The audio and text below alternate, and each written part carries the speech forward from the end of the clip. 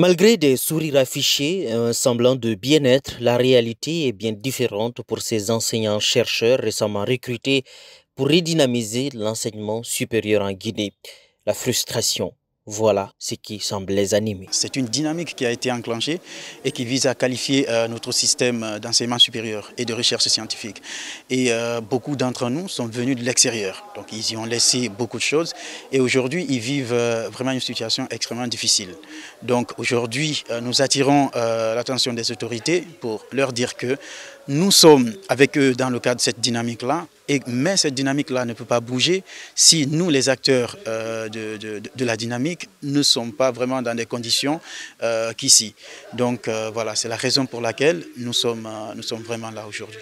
En effet, cela fait bientôt 3 mois qu'ils ont été recrutés et affectés au sein des différentes universités du pays.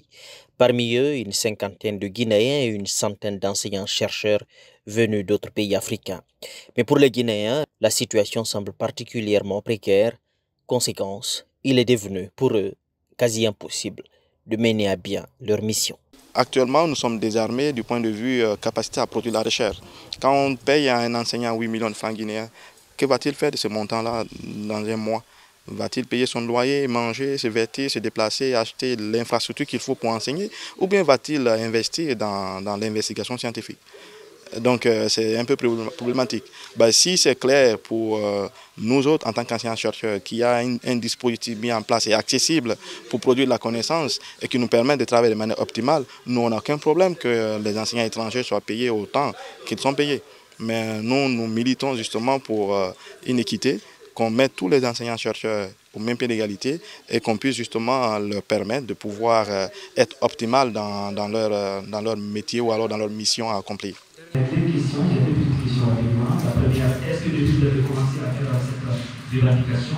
Parce que nous qui avions vécu un peu à l'étranger, il est presque inconcevable d'observer ce type de situation où un étranger et un national qui ont les mêmes compétences aient un écart de salaire qui soit aussi important.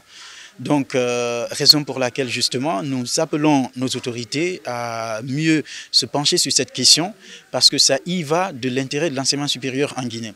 Aujourd'hui c'est nous, mais demain nous avons des collègues qui sont encore à l'étranger. Certains sont doctorants, ils vont finir, ils souhaitent rentrer pour nous accompagner dans ce processus. Si cette situation demeure, nous nous demandons quel pourrait être justement l'avenir de ces recrutements ou en tout cas du retour de l'ensemble de ses collègues.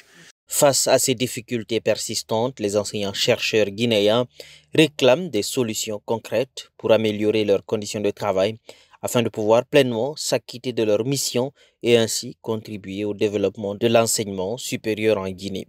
Il est désormais impératif donc que des mesures adéquates soient prises pour assurer la réussite de cette réforme essentielle. Moi, qui m'ont passé à enseigner aux universités.